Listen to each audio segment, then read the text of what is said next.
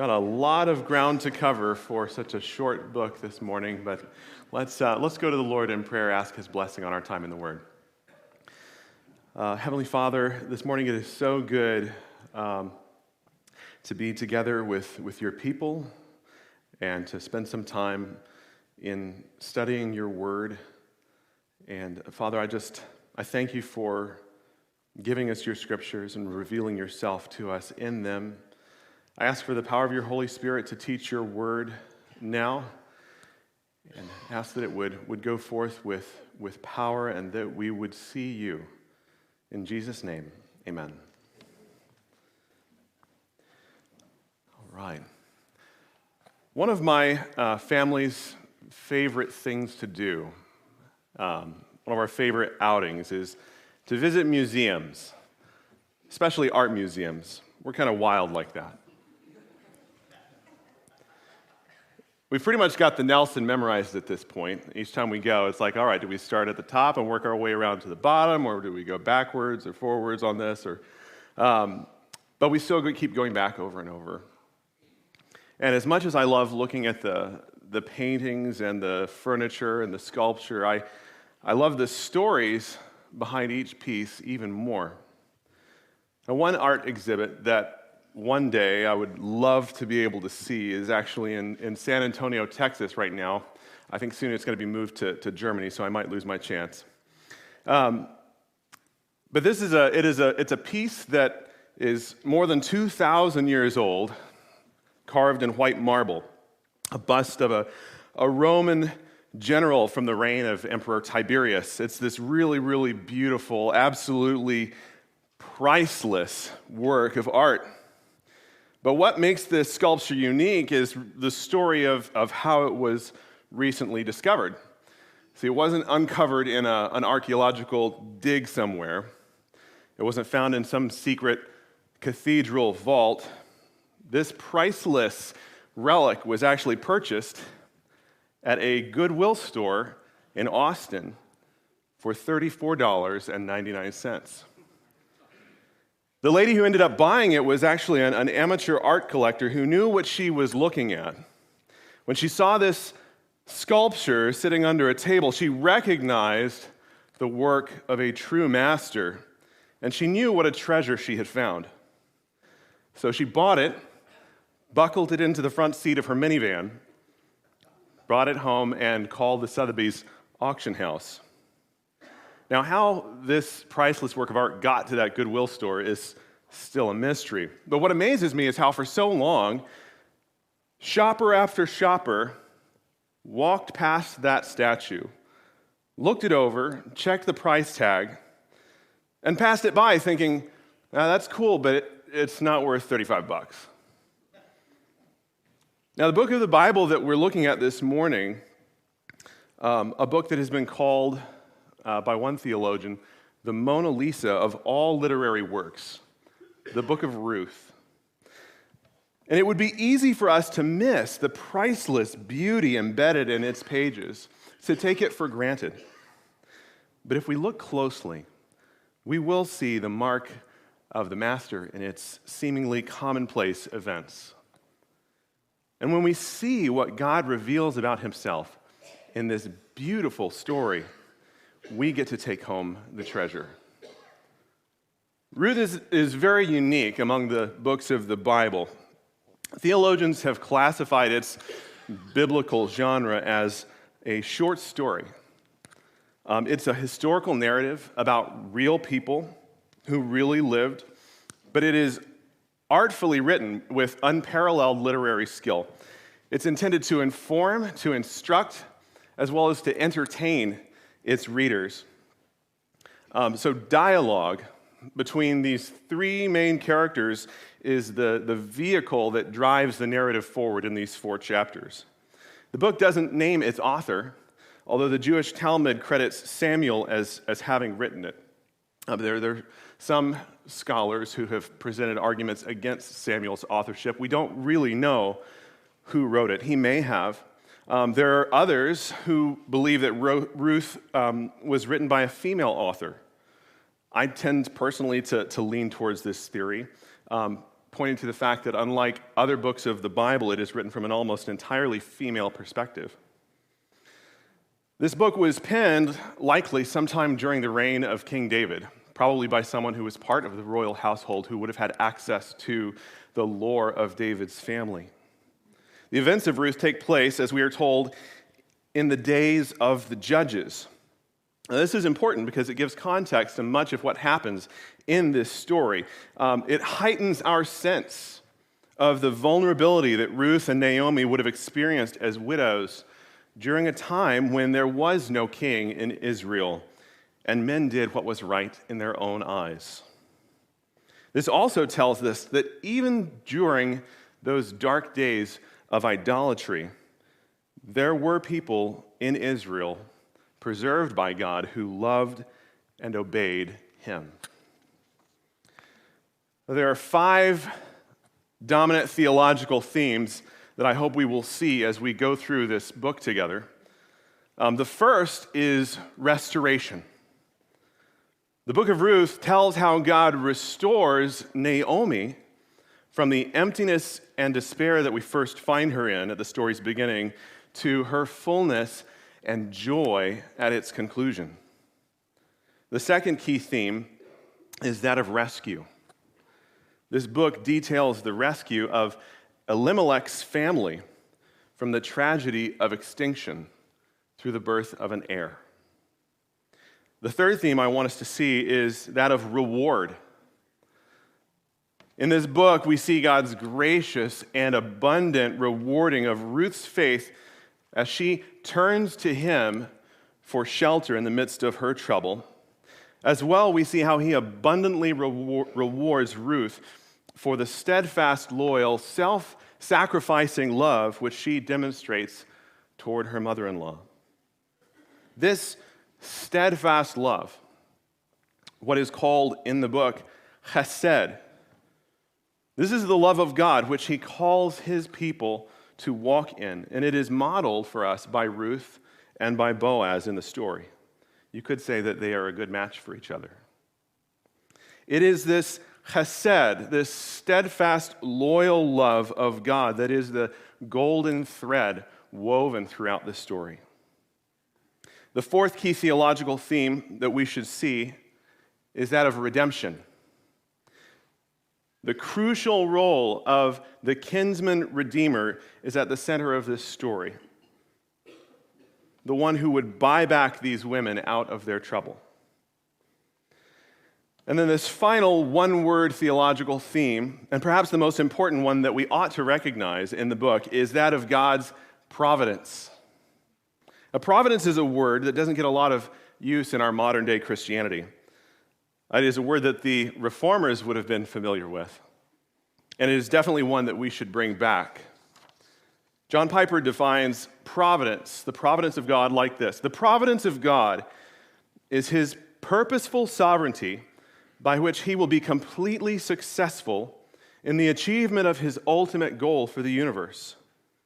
God's providence carries his plans into action, guides all things toward his ultimate goal, and leads to the final consummation.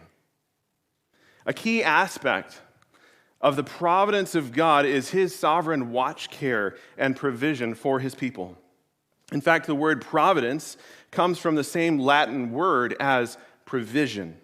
And it is this truth of God's gracious provision, his providence, that Paul writes about in Romans in chapter 8, verse 28, where he says, "And we know that for those who love God, all things work together for good, for those who are called according to his purpose." And it is this providence, God's sovereignly carrying out his purpose in the ordinary lives of his people, which permeates the story of Ruth. We see it again and again, sometimes openly, but more often it's subtly in the background, but it is always there. In Ruth, we can see the hand of God behind the scenes, orchestrating events, working through human initiative and secondary causes to protect and to provide for those who put their trust in him. Ruth And Naomi and Boaz may get the spotlight, but the true hero of this story is Yahweh. Now, the 4 chapters of this book unfold very much like the scenes of a play, each with its own setting, its own atmosphere, and principal characters. So we begin in chapter 1, where first Naomi and then Ruth take center stage. The scene is a solitary road somewhere in the land of Moab leading to Bethlehem. And the backdrop is the gloom of sorrow and personal loss. In the opening verses, we get introduced to Naomi, and in many ways, she is actually the central character of this story around whom everything revolves. The book begins and ends with her because, like we said, one of the key themes is her restoration. So first, we were given a brief glimpse at her backstory, how famine had driven her husband Elimelech to uproot the family from their home in Bethlehem, how they became sojourners in the land of Moab. Moab, if you'll remember from our study in Numbers, is the land where Israel had camped as they're journeying to Canaan after their wandering in the wilderness. The land of Moab, which is today a part of the country of Jordan, it was situated on a fertile plateau between the eastern border of the Dead Sea and the Arabian Desert. It was also here that Israel would fall into some of its most egregious idolatry when the Moabite women seduced the Israelites into Baal worship. So to this book's original audience, to these Jews, Elimelech's decision to leave his clan and his inheritance in Bethlehem to live in Moab would have represented serious spiritual compromise. Even worse than that, his sons marrying Moabite women, which was strictly forbidden. It's almost certain that these original Jewish readers would have read into this what happens next as divine judgment for Elimelech's sin. So after the author gives us these few details, we are then dropped suddenly into the depths of Naomi's loss. So look down at verse 3 of chapter 1. But Elimelech, the husband of Naomi, died, and she was left with her 2 sons. These took Moabite wives. The name of the one was Orpah, and the name of the other Ruth. They lived there about 10 years, and both Mahlon and Chilion died, so that the woman was left without her 2 sons and her husband. There is unspeakable tragedy in these words. Not only had Naomi lost her husband, but now she had lost both of her sons, neither of whom had any children. So her family was, at this point, on the brink of extinction. With no seed, no offspring to carry on Elimelech's name, it would be as if they had never existed. And to an Israelite, this was the worst thing that could possibly happen. But in verse 6, there is a glimmer of hope when Naomi decides to go home. We read, "For she had heard in the fields of Moab that the Lord had visited his people and given them food." So here we have this first hint of our theme of providence. The providence of God is at work. Naomi is going back to God's place for his people. And we get the sense that Yahweh is on the move. In verse 8, Naomi and her 2 daughters-in-law are actually on the road to Bethlehem with little bit of clothes on their backs when Naomi has a sudden change of heart. She is overcome with grief, and she tells Orpah and Ruth to go back to Moab, back to their families and to their gods. Now, these girls are all that she has left. And as she spirals into the hopelessness of her situation, she tries to push them away. They would be better off without her. Now look down in verse 8. Naomi's words. "Go, return each of you to her mother's house. May the Lord deal kindly with you as you have dealt with the dead and with me. The Lord grant that you may find rest, each of you in the house of her husband." As an aside, in this parting blessing of Naomi, which is actually a prayer to God, we see this echo again of his providence, hinting at what he is about to do. She appeals to Yahweh, praying that he would deal kindly with her daughters, just as they have dealt kindly, this word chesed, with her and with their late husbands, that they might find rest in a new home with the husband that God would provide for them. So Naomi has all but lost any hope, but what little hope she has, she puts in Yahweh for her daughter-in-law's benefit. And as we're going to see, God, in his providence, answers every prayer in this book, but in ways that exceed every expectation. Verse 9 continues, "Then she kissed them, and they lifted up their voices and wept." The language that's used here, as well as this kiss that she gives to her daughters-in-law, signals the formal ending of a relationship. There is actually raw, agonized emotion in this goodbye because she is cutting them loose. She is releasing them from any familial duty which they owe to her. In verse 10, we read, "And they said to her, 'No, we will return with you to your people.' But Naomi said, 'Turn back, my daughters. Will you go with me? Have I yet sons in my womb that they may become your husbands? Turn back, my daughters. Go your way, for I am too old to have a husband.' Then they lifted up their voices and wept again. And Orpah kissed her mother-in-law." So now we see Orpah returning that same goodbye kiss that Naomi had given her, signaling the end of their relationship as mother and daughter. But Ruth could not. Ruth clung to her. Orpah let go. Ruth held on. This word cling is actually the same word we see in early Genesis, that a man should leave his father and mother and cleave to his wife. Ruth is holding on with her whole being, with everything that she's got.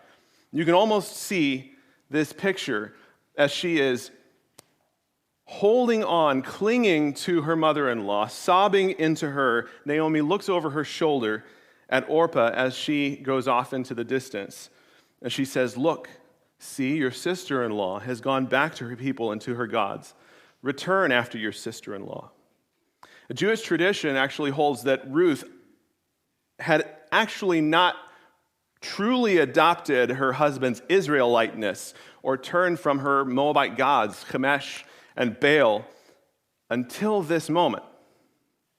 Ruth's words recorded in verse 16 are some of the most beautiful ever written. In these words, we see two things. First, we have an incredible example of conversion as she refuses to go back to her old gods, putting her faith completely in Yahweh. She's putting all of her eggs in this one basket. Secondly, we have an amazing example of what human working out of chesed looks like. Ruth's loyal love for Naomi, which the author calls here chesed, is a reflection of the steadfast love that God shows to his people. But Ruth said, "Do not urge me to leave you or to return from following you. For where you go, I will go, and where you lodge, I will lodge. Your people shall be my people, and your God, my God. Where you die, I will die, and there will I be buried." So Ruth is saying, not only is she committing to Naomi until Naomi's death, at which point she might go back home, she's saying, "I will be buried with you. Till death do us part. May the Lord do so to me, and more also, if anything but death parts me from you." And when Naomi saw that she was determined to go with her, she said no more. In verse 19, we read, "So the two of them went on until they came to Bethlehem," which this is mentioned so casually, but by the way, this was a 60-mile journey that would have taken almost 10 days through rough terrain, and dangerous lands. This alone points to the providence of God, which brings them to Bethlehem. But their arrival in Bethlehem causes quite a stir. We're told that the women of the town are whispering to each other, "Can this be Naomi? Is this the Naomi that left us 10 years ago?"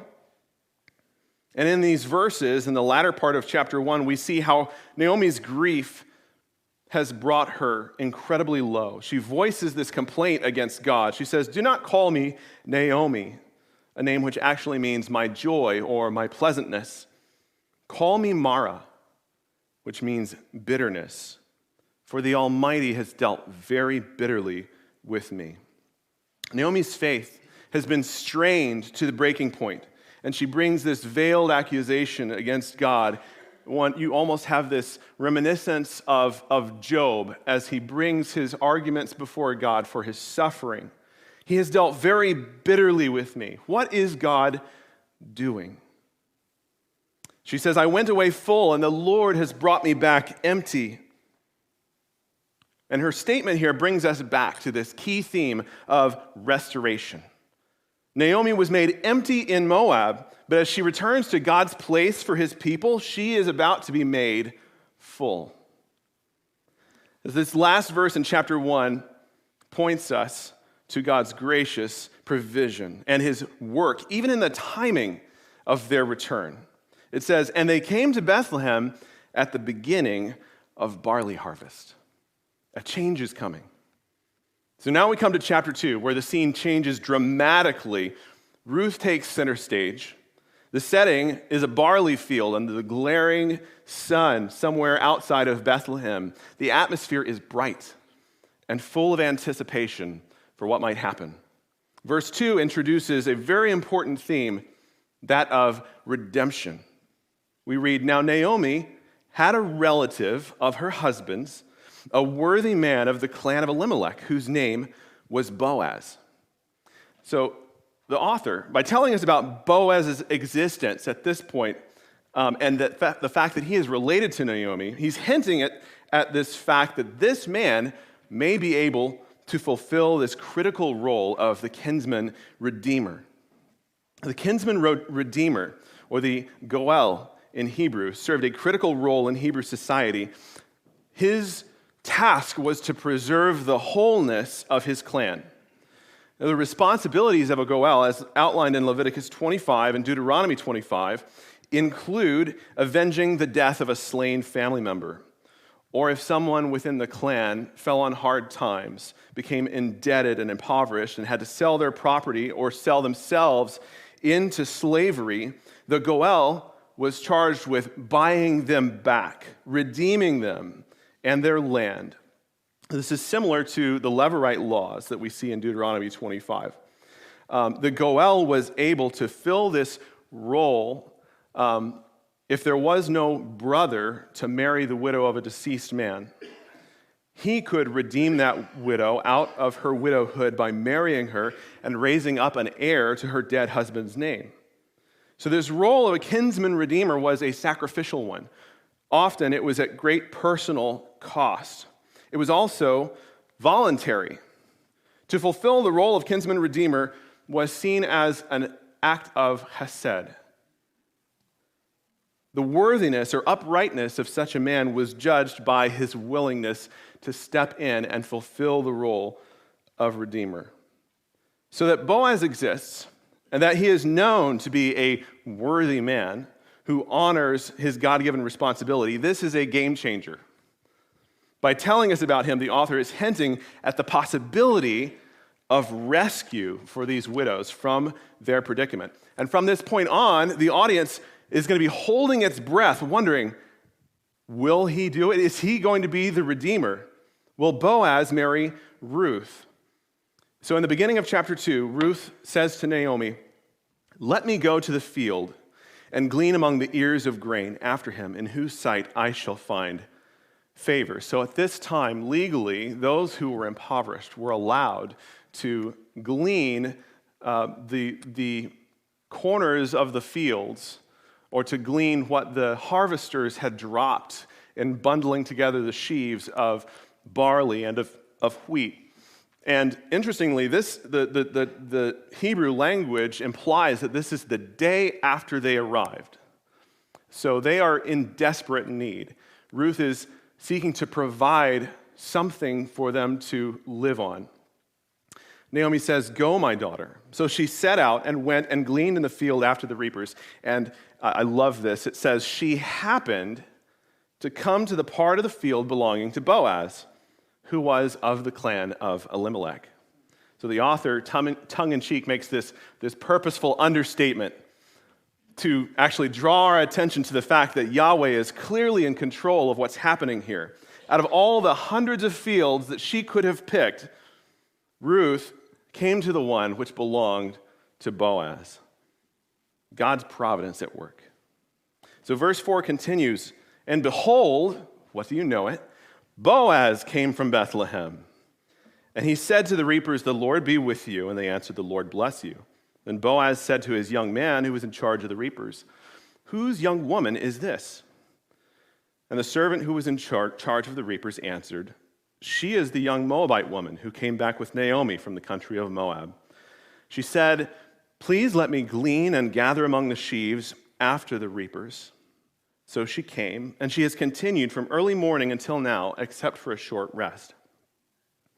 Then Boaz said to Ruth, 'Now listen, my daughter. Do not go out to glean in another field or leave this one, but keep close to my young women. Let your eyes be on the field that they are reaping, and go after them. Have I not charged the young men not to touch you? And when you are thirsty, go to the vessels and drink what the young men have brought.'" Can you imagine how these words must have affected Ruth? Here is this young woman. She has just lost her husband. She is now a stranger living in a strange land with no one to provide for her. Her mother depending on her. No food, no money. She's hungry and tired and alone. And these words from Boaz, a man she's never met, would have meant the world to her. In verse 11, she's overwhelmed by his gentle kindness and generosity. It says, "Then she fell on her face, bowing to the ground, and said to him, 'Why have I found favor in your eyes, that you should take notice of me, since I am a foreigner?' But Boaz answered her, 'All that you have done for your mother-in-law since the death of your husband has been fully told to me, and how you left your father and mother and your native land, and came to a people that you did not know before.'" And in verse 12, we have another of these key prayers within the book that God is going to answer. He says, "The Lord repay you for what you have done, and a full reward be given you by the Lord, the God of Israel, under whose wings you have come to take refuge." I wonder if Boaz at this point had yet begun to suspect that God might answer this prayer through him. Verse 13 sounds like a long sigh of relief from Ruth after all that she has endured. In verse 13 we read, "Then she said, 'I have found favor in your eyes, my Lord, for you have comforted me and spoken kindly to your servant, though I am not one of your servants.'" The theme of abundant reward continues throughout the rest of chapter 2. Not only does Boaz allow Ruth this unique privilege of gleaning among the sheaves where she would find better barley, he invites her to join his entourage, his household, for a meal. He gives her a place in this circle, serving her himself, treating her as one of his household. And when he passes to her the roasted grain, he dishes out such a large portion that she has leftovers and brings them back home to Naomi. As Ruth then gets up from lunch and goes back to work in the fields, Boaz leans over to his hired men and says, "By the way, don't any of you mess with her. I want you to look out for her, and I want you to start pulling out some of the barley. Don't let her see it, but start pulling out some of the good stuff and leave it behind." So she gleaned in the field until evening. Then she beat out what she gleaned, we're told in verse 17. Now, it was unusual that someone would actually beat out the barley stalk that they had gleaned at this point. It was an incredibly laborious process. and especially something to do at the end of a long day of harvesting. So one gets the idea that Ruth had to do this because the piles that she had collected were too big for her to bring back home. So once she had beat out the grains from these barley stalks, we're told it was about an ephah of barley, a full bushel, or about 60 pounds. This would have been equal to a laborer's wages for an entire month. This is an unheard of amount to have gleaned in one day. And she took it up and went into the city. Her mother-in-law saw what she had gleaned. She also brought out and gave her what food she had left over after being satisfied. And we're going to skip ahead for sake of time. But again, so clearly, we see in this story, this ongoing theme of the providence of God, his reward for the faith that Ruth has placed in him. She tells Naomi where she got all of the barley, and when she hears who she was gleaning with, Naomi is overjoyed, and she praises God for his watch care because Ruth has been gleaning with the one who could redeem them. Now we read that she continues to glean in Boaz's fields for the entire harvest season, which means that she would have brought in not only barley but wheat. And at the end of those 2 months of harvesting, where doubtless she would have spent quite a bit of time around Boaz, they would have shared many meals and gotten to know one another.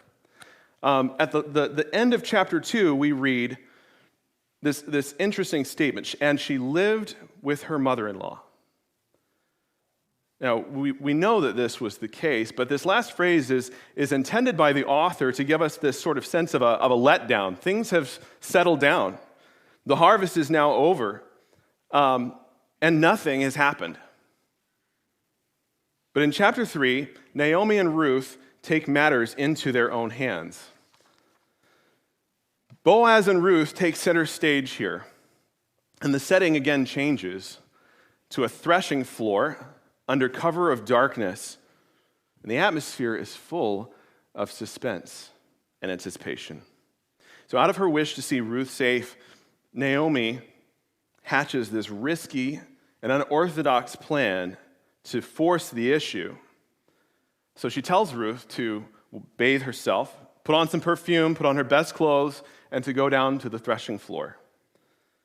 So this would have been a flat outdoor space at the foot of the hill of Bethlehem where these men would work to process their harvest. It would have been full of these giant piles of wheat and barley and the stalks that had been processed. Boaz was going to be working there until sundown with his men. It was also customary for the men to spend the night camped out on the threshing floor, guarding their piles of wheat and barley. Naomi says Ruth is to wait until after dark when Boaz is asleep. Then she is to lie down at his feet in the posture of a supplicant seeking protection. And when he wakes up, then voila, what could go wrong?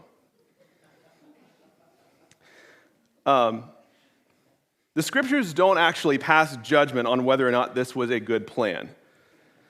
But if it sounds like a gamble, it's because it was. By going through with it, Ruth was risking everything. But these women knew Boaz's character, and they were willing to trust the providence of God, that he would see her act for what it was and that he would respond with kindness. So Ruth trustingly submits to Naomi's direction. She goes through with it, carrying out her instructions to the letter. And like Esther going before the king, she would entrust herself to the divine providence of Yahweh. You can almost hear Ruth's heart pounding as she approaches these working men at dusk, hiding herself somewhere, maybe behind one of these piles of wheat, waiting for the cover of darkness and for Boaz to fall asleep. So let's pick up in verse 7 of chapter 3. And when Boaz had eaten and drunk, and his heart was merry, he went to lie down at the end of the heap of grain. Then she came softly and uncovered his feet and lay down. At midnight, the man was startled and turned over And behold, a woman lay at his feet. He said, "Who are you?" And she answered, "I am Ruth, your servant. Spread your wings over your servant, for you are a redeemer." And here Ruth takes a bit of a detour from Naomi's instructions. Instead of leaving it up to Boaz, she literally proposes marriage to him, asking him in the Hebrew to spread the corner of his cloak over her. This is a word picture for a husband's sheltering protection of his wife. Interestingly, this is exactly the same phrase that we saw earlier when Boaz said, "You have come to hide under the wings of Yahweh for refuge." So the author is indicating by this that what Boaz would do for Ruth, he would be acting on behalf of Yahweh. She says, "For you are a kinsman redeemer." So how does he respond? Boaz says, "May you be blessed by the Lord, my daughter. You have made this last kindness greater than the first, in that you have not gone after young men, whether rich or poor." So the kindness that Boaz says Ruth is showing here is not towards him, but towards Naomi. He instantly recognizes that what Ruth is doing here is primarily out of care for her. See, Boaz implies by his statement that Ruth had options. And her great kindness is that rather than go after a husband purely out of preference for one who was poor, or for her own personal advantage, one who was rich, she presents herself to Boaz in Naomi's stead, so that by marrying her as Goel, he can rescue Naomi's family and give her an heir through Ruth. Their first son would legally also be Naomi's son and Elimelech's heir, able to inherit his land and to carry on his name, allowing the family's seed to continue in the land. Now, this in itself was a beautiful act of faith because Ruth, remember, for 10 years had been barren. Now, understanding this puts into perspective the true gravity of what she's doing. Now we can see why Boaz says that she is showing chesed. And in verse 11, he shows her chesed, steadfast love, in return. He says, "And now, my daughter, do not fear. I will do for you all that you ask, for all my fellow townsmen know that you are a worthy woman. And now it is true that I am a redeemer, yet there is a redeemer nearer than I." So here comes the twist that nobody saw coming. Boaz reveals to Ruth that there's actually another potential suitor whose prior claim presents an obstacle to their marriage. But it is one that Boaz is going to deal with in chapter 4. He continues in verse 13, "Remain tonight, and in the morning, if he will redeem you, good, let him do it. But if he's not willing to redeem you, then as the Lord lives, I will redeem you. Lie down until morning." By telling Ruth to stay with him through the night, we see Boaz already spreading his protection over her, as he has before now. At great risk to his own reputation, Boaz would not hazard Ruth's safety by letting her go back through the dark to the city. He essentially says, "Stay here with me. I'll protect you until morning comes." So she lay at his feet until morning. They got up, and Ruth prepared to go before anyone could see them. But before she left, Boaz sends a gift with her to Naomi. He says, "Bring the garment you're wearing and hold it out." So she held it, and he measured out 6 measures of barley, an amount that would have been between 60 to 100 pounds. So all of that working out in the fields was paying off at this point. She returns to Ruth. She shows her Boaz's gift, tells her what happened. Now, this was more than simple generosity on Boaz's part. This was a pledge to Naomi of his purpose to redeem her and Ruth. This was a sort of a down payment. Some scholars have suggested that the grain itself was perhaps intended as a metaphor for his promise to raise up seed, an offspring to Naomi through his marriage to Ruth. Naomi says, "Wait, my daughter, until you learn how the matter turns out, for the man will not rest, but will settle the matter today." So with the end of chapter 3, we're left on a cliffhanger. What is going to happen? Will Ruth and Boaz get together, or will Ruth have to fall on her sword and marry this unknown man? So by waiting until now to introduce this complication about the unknown suitor to us, the author heightens that suspense. So in chapter 4, we reach the story's final conclusion. Boaz steps to center stage. The main setting is now the gate of the city where legal matters were decided. And for you ladies, here's the romantic part. Far from being ambivalent or passive about whether or not his kinsman took Ruth or he could marry Ruth, we see Boaz in this chapter actually cleverly maneuvering. He is carefully crafting his proposal to this man so as to discourage him from taking the right of Goel. And though it's going to cost him, Boaz wants to be the one to marry Ruth. He's fighting for her. He loves her.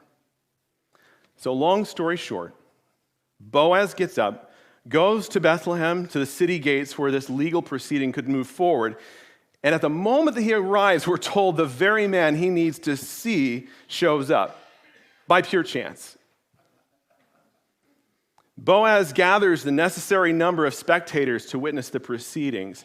He says, "You sit here, and you sit here, and you sit here, and we're going to go ahead." So while he and his kinsmen settle the matter of Ruth and Naomi's redemption, Boaz first tells this man that Naomi is selling a plot of land which had belonged to her husband Elimelech. Now what this means is that the land Elimelech's family had held as their inheritance before they immigrated to Moab had at some point passed into the hands of another family.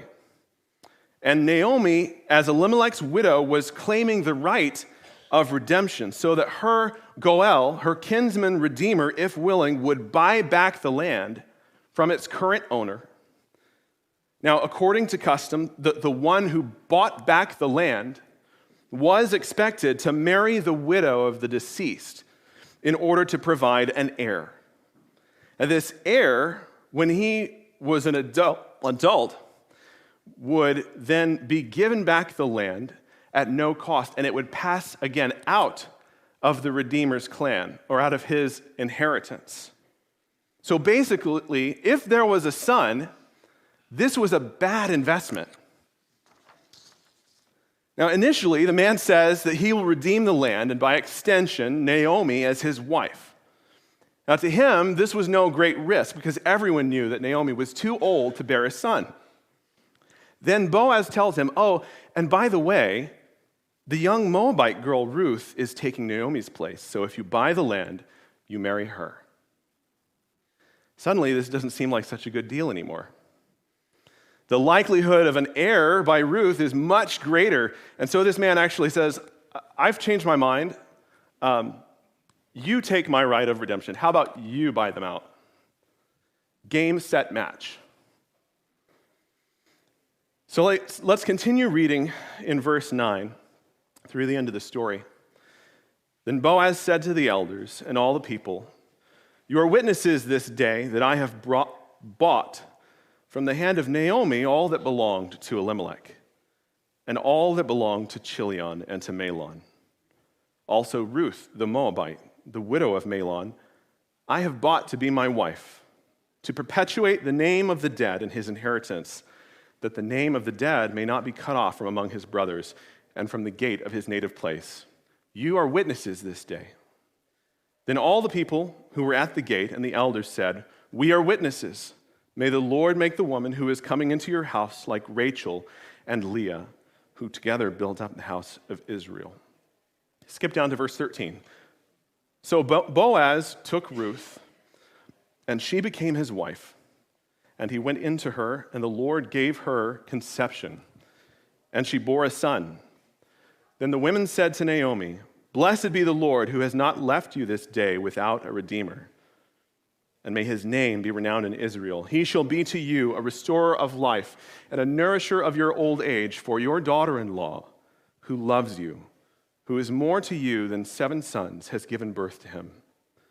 Then Naomi took the child and laid him on her lap and became his nurse.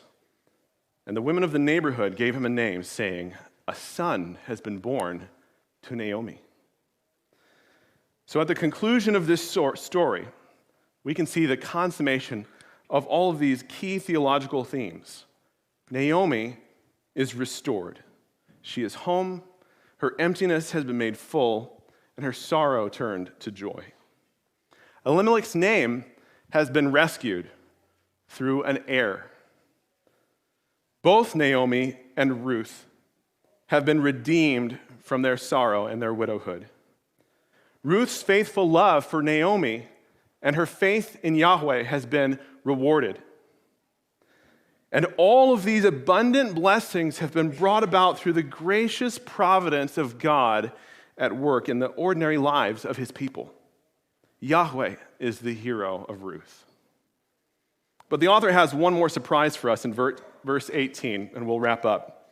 It says, "They named him Obed," Ruth's son, meaning servant of Yahweh. "He was the father of Jesse, the father of David."